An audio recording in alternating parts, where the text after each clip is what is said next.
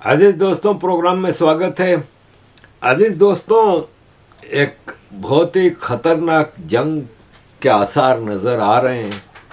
हम उम्मीद करते हैं कि ये जंग नहीं होगी, क्योंकि ये जंग हिस्ट्री की सबसे तबाहकुन जंग होगी।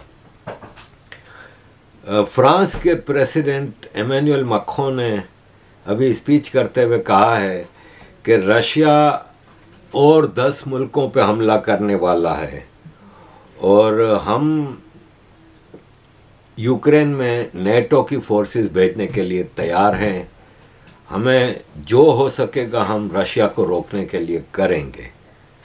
अब यह है कि उम्मीद की जा सकती है कि एमेनुअल मैक्रों है ना, वो ब्लफ मार रहा है, क्योंकि ये एक ख़तरनाक सिनारियो है और नेटो की जंग, नेटो ने अगर यूक्रेन वाले मामले में इंटरफेयर किया, ये जंग नेटो की वजह से ही शुरू हुई थी। रशिया यूक्रेन वार के नेटो चाहता था कि यूक्रेन नेटो का मेंबर बन जाए और यूक्रेन बिल्कुल रशिया के साथ लगा हुआ जुड़ा हुआ एक मुल्क है। उसको पुतिन एक्सेप्ट नहीं कर रहा राइटफुली, तो इस पे ये जंग शुरू हुई। अब अगर नेटो की फोर्सेस जाती हैं तो फिर आप पुतिन को अंडर एस्टिमेट ना करिएगा। पुतिन ने साफ अल्फाज में कह दिया है कि हम अगर नेटो ने इस जंग में घुसने की कोशिश की और नेटो के सोल्जर्स अगर यूक्रेन में आए तो फिर हम मजबूरन एक इंसानियत ख़त्म करने वाली जंग, न्यूक्लियर वार शुरू करेंगे और यूरोप के मेजर सिटीज़ हमारे टारगेट पे हैं। इमीडिएट अटैक होगा यूरोप के मेजर सिटीज़ पे और that will be nuclear attack. और अजीज़ दोस्तों, पुतिन ने कहा है कि नेटो मिलिट्री को भेजने की बातचीत हो रही है यूक्रेन में। ये एक ट्रेजिक इंटरवेंशन पॉसिबल हो सकती है। हमारे पास भी हथियार हैं जो इनके शहरों को टारगेट कर सकते हैं और ये एक न्यूक्लियर वेपन का कॉन्फ्लिक्ट बन जाएगा जिससे सिविलाइजेशन की डिस्ट्रक्शन होगी।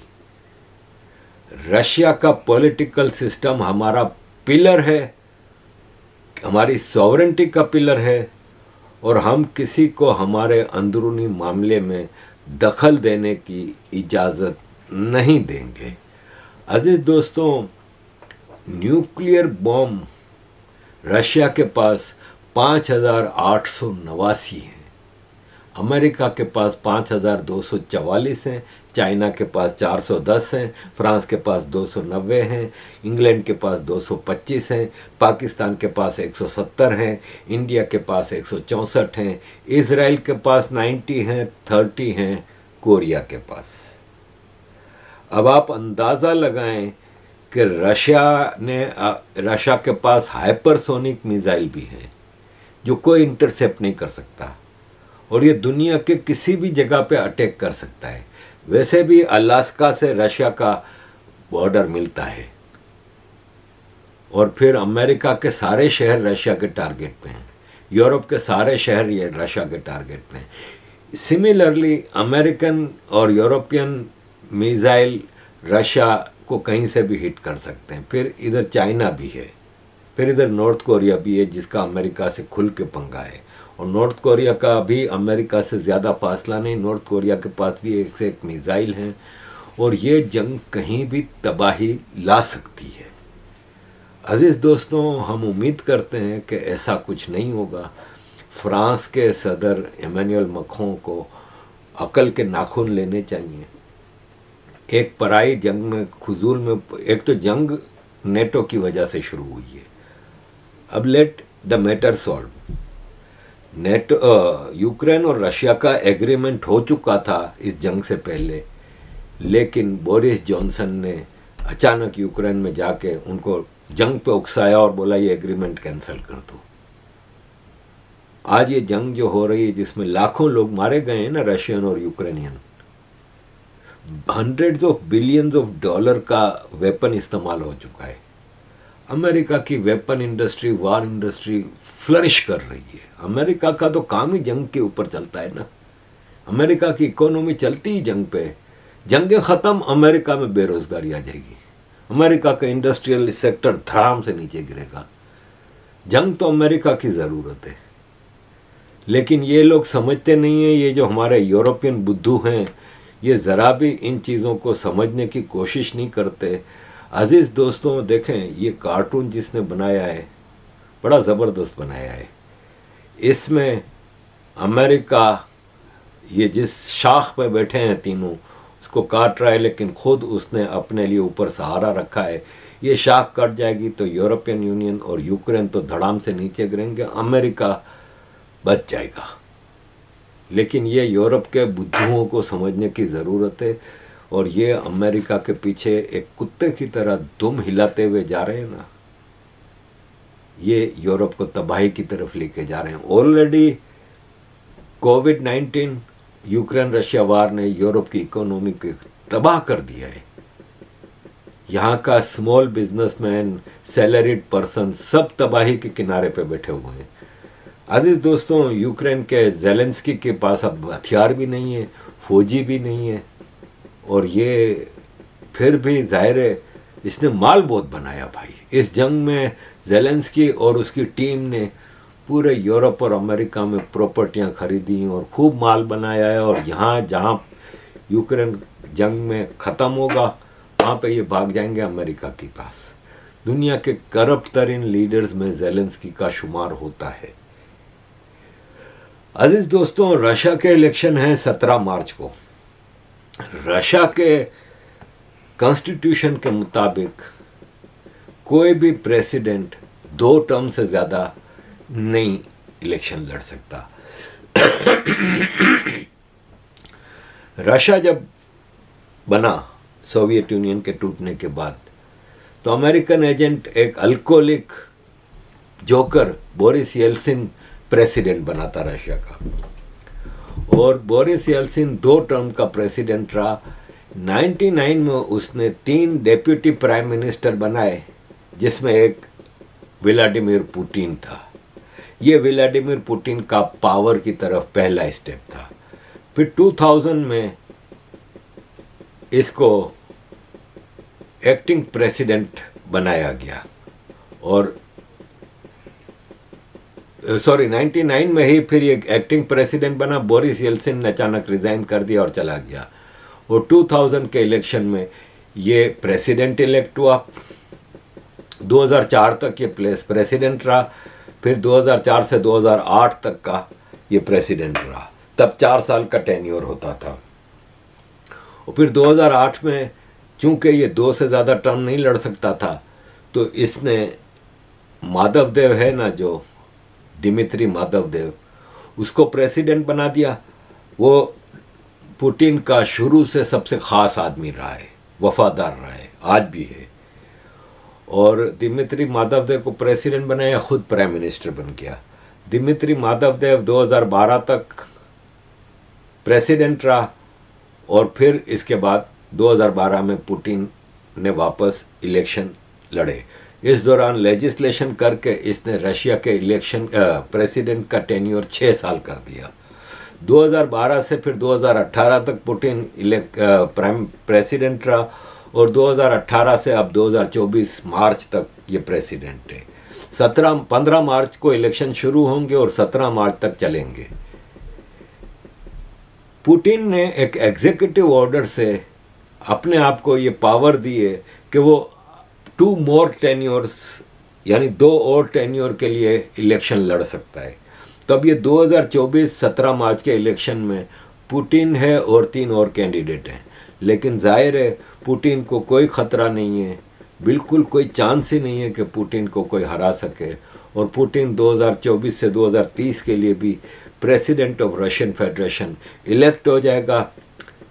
2030 में पुतिन सोवियत और रशियन हिस्ट्री का सबसे लॉन्गेस्ट सर्विंग चीफ होगा। जोसेफ स्टालिन जो था सोवियत यूनियन का लीडर, वो 29 साल सोवियत यूनियन का लीडर रहा, 1924 से 1953 तक। ये general secretary of communist party of Soviet Union, जिसको पोलिट ब्यूरो कहते थे, और chairman of council of minister था, यानी रशिया का as a president, prime minister या जो भी आप कहें, जोसेफ स्टालिन 29 साल रशिया को लीड करता रहा। 2030 में पुतिन को 30 साल हो जाएंगे, तो he will become longest serving. और फिर 2036 के लिए, 2030 से 2036 के लिए भी वो इलेक्शन लड़ सकता है। तो अगर ये 2036 तक रशिया का प्रेसिडेंट रहा तो चीज़ें काफ़ी आगे ले जाएगा। अजीज़ दोस्तों, रशिया में डेमोक्रेसी कहते नहीं है, डिक्टेटरशिप है। आप रशिया की वीडियोस देख लें, अब मैं आपको क्या क्या वीडियोस दिखाऊं। वहाँ पे सुकून है, प्रॉस्पेरिटी है, कोई भूख मरो नहीं है, कोई यहाँ की तरह महंगाई नहीं बढ़ गई, वहाँ की पब्लिक बड़ी सुकून से है। रशियंस बहुत कम बाहर जॉब के लिए जाते हैं। आप यूरोपियंस को देखें, यहाँ इंग्लैंड में, फ्रांस में, जर्मनी में, तो ईस्ट यूरोप के रोमानियन, बल्गारियन भाग भाग के इधर आते हैं जॉब करने के लिए। लेकिन उसके मुकाबले में जो परसेप्शन दिया जा रहा है कि रशिया तबाह हो रहा है, रशिया में ये है वो, कुछ भी नहीं है। इनफैक्ट डेमोक्रेसी अमेरिका में नहीं है। ये देखें, ये बाइडेन की मजाक उड़ा रहे हैं इटालियन टीवी पे। आपको पता है बाइडेन बौखलाया बौखलाया सा रहता है। जाहिर है बेचारा 84 साल का बुढ़ा, सारी ज़िंदगी हराम की अय्याशी की है, उसको प्रेसिडेंट बना के उसने अमेरिका के प्रेसिडेंट के ओहदे का मजाक बना के रखा हुआ है। ये इटालियन टीवी बता रही है कि इसको पता ही नहीं होता, स्पीच करने जाता है तो इधर जा रहा होता है, इधर जा रहा होता है, सीढ़ियों से गिर रहा होता है। ऐसा प्रेसिडेंट इन्होंने बनाया है। This is democracy of America. और आपको डेमोक्रेसी ऑफ अमेरिका की ज़्यादा मैं तारीफ़ करूं, इससे बेहतर है कि आप ये एक शॉर्ट वीडियो आप देखें कि अमेरिका की डेमोक्रेसी का क्या हाल है। The United States has always talked about defending democracy versus authoritarianism. Do you buy that kind of narrative? Do you think it is about that? Not at all. The U.S. Foreign policy is based on a terrible and illegal idea called regime change. The U.S. Since 1947, since the National Security Act and the establishment of the CIA, has seen fit to determine who governs where around the world. Of course, it can't do this, but it tries to do this. There have been more than 80 U.S.-led regime change operations during this period. These are illegal, they are dangerous, and they are destabilizing. Sometimes they throw out democracies and bring in authoritarian governments. Sometimes they throw out authoritarian governments and bring in so-called democracies. But what they almost always do is make a complete mess, lead to war and instability. And the main point that I am emphasizing for U.S. foreign policy above all is the doctrine of non-intervention, which is a global legal doctrine under the UN Charter, which is that countries should not interfere in the internal affairs of other countries, much less try to overthrow their governments. So this is the U.S. terrible habit, and it's completely documented now, dozens and dozens and dozens of cases, and it continues, and it's extremely dangerous. It has nothing to do with democracy per se. It has to do with the United States government trying to put in place governments that it thinks will support American interests. अजीज़ दोस्तों, America ने United Nations Europe और America ने बनाई थी, और United Nations के जो second secretary general थे ड्रैग हामरस्कोल्ड कह रहे हैं कि यूनाइटेड नेशंस इंसानों को जन्नत में ले जाने के लिए नहीं बनाई गई थी, इंसानों को जहन्नम से बचाने के लिए बनाई गई थी।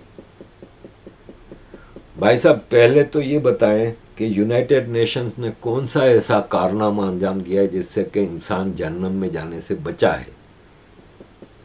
यूनाइटेड नेशंस तो टूल बन के रह गया है सुपर पावर्स का, कॉलोनियल पावर्स का, न्यू कॉलोनियलिज्म का शाहकार है यूनाइटेड नेशंस। हमने तो 30 साल यूएन में देखा है, हम तो इस सिस्टम की बारीकी को जानते हैं। जितना करप्ट यूनाइटेड नेशंस है शायद ही दुनिया का कोई इदारा होगा। और यूनाइटेड नेशंस में कौन है?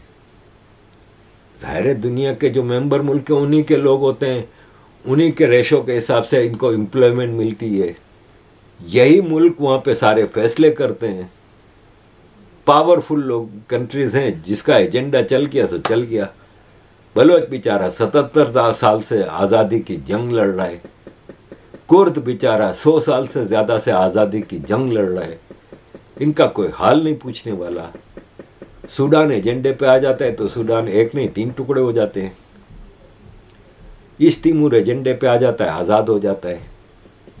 ये तो इनके एजेंडे की बात है। एजेंडा हो तो सब कुछ ठीक है। तो ये पोजीशन है। वापस अमेरिका की तरफ चलते हैं। ये इस वक्त हाल है अमेरिका का। बड़े बड़े मार्केट, सुपर मार्केटों में लोग घुस जाते हैं और जितना सामान उठा सकते हैं उठा के दरवाजे से निकल जाते हैं। कौन रोक सकता है ये बताएं आप? रोक कैसे सकते हैं? 2 गार्ड खड़े होते हैं, एक गार्ड, यहाँ तो कोई गार्ड भी नहीं है। देखें कितना सामान लेके जा रहे हैं और कोई पेमेंट नहीं, कोई कुछ नहीं।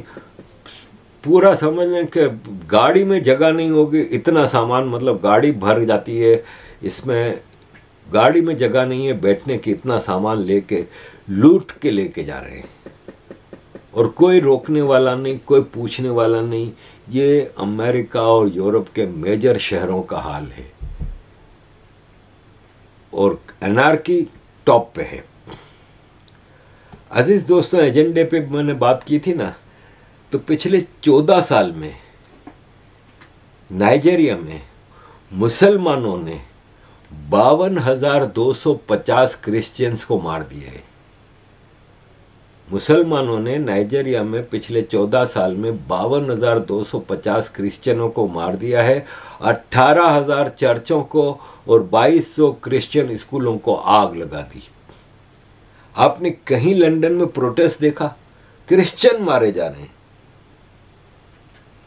कहीं आपने लेबर पार्टी की तरफ से कोई आवाज सुनी? कहीं आपने पूरी दुनिया में इस वक्त जो बातचीत हो रही है मुसलमानों के लिए, कहीं आपने इसकी आवाज सुनी? कहीं कॉलेज स्टूडेंट्स, कहीं कोई यूनिवर्सिटी का कोई लेक्चर, कभी आपने सुना कि बोको हराम ने कितनी लड़कियों का रेप किया है, वहां पे कितनी लड़कियों को सेक्स स्लेव बनाया है, सारी नॉन मुस्लिम लड़कियों को? 52,000 लोग मार दिए हैं। आपको ये चीजें कहीं सुनने को नहीं मिलेंगी, क्योंकि ना तो ये इंटरनेशनल एजेंडे पे पूरा उतरती हैं और ना ही ये इनके लेफ्ट के इकोसिस्टम को सर्व करती हैं।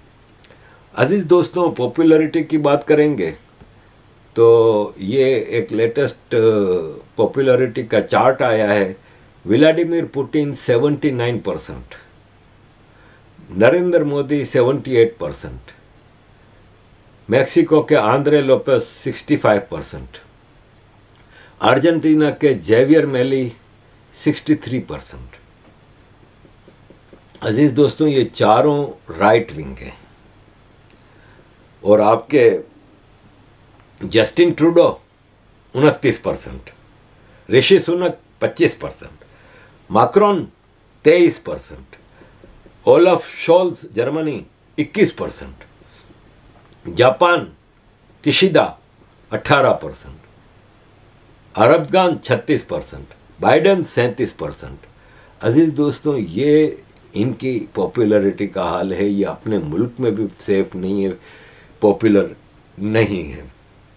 अजीज दोस्तों, शुरुआत में मैंने आपको जिस न्यूक्लियर वार की बात की थी ना, एक डर है यूरोपियन लीडर्स को कि अगर अमेरिका के जो इस साल इलेक्शन होने वाले हैं एंड ऑफ द ईयर में, इसमें डोनाल्ड ट्रंप अगर जीत जाता है तो डोनाल्ड ट्रंप ने तो कहा था कि अगर रशिया ने नेटो पे हमला किया तो हम मदद नहीं करेंगे नेटो की। डोनाल्ड ट्रंप ने तो कहा था कि ये जंग यूक्रेन के साथ एक गलत जंग है, इसको मैं जीत गया तो मैं तो रशिया से दोस्ती करूंगा और इसको बंद कर दूंगा। तो अजीज दोस्तों, यूरोपियंस को डर है कि डोनाल्ड ट्रंप तो पॉपुलैरिटी पे जा रहा है। कोर्ट ने भी अब इसको इलेक्शन लड़ने की इजाज़त दे दी। ये इस वक्त बाइडन से काफ़ी आगे जा रहा है पोल्स में।